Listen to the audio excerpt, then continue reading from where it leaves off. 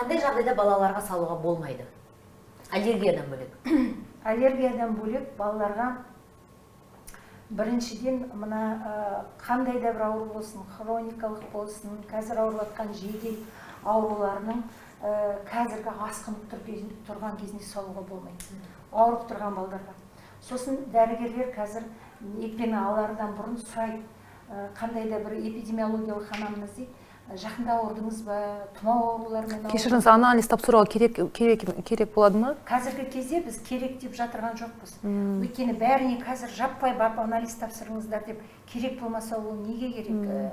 Сондықтан егер бала жақында ауырды, біртүрлі болып бір шағымдары бар деген балдарды олар дәрігерлер өзі тексеріп, сосын барып сіздерге рұқсат береді.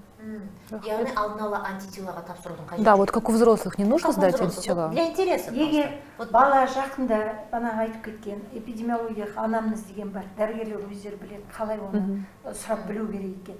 Егер бала соңғы мысалы уақыттарда тұмау ауруымен, тұмау сияқты аурулармен ауырды десе, ол оның қоршаған ортасын біледі ғой, мысалы. Әрбір дәрігер қай мектепке баратыныңызды бұрын анықтама справка беріңіз дейтін еді ғой.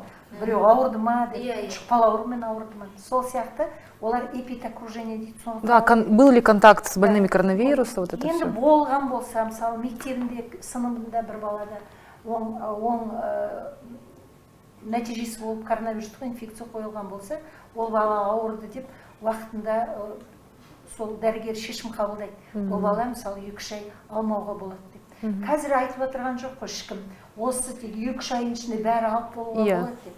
Сондықтан да айтып жатырмыз, дәрігерлерге де айтып жатырмыз, асықпаңыздар. Әрбір балаға индивидуальный жағдайына қараңыздар. Егер бала дені сау, ауырмаған, ешқандай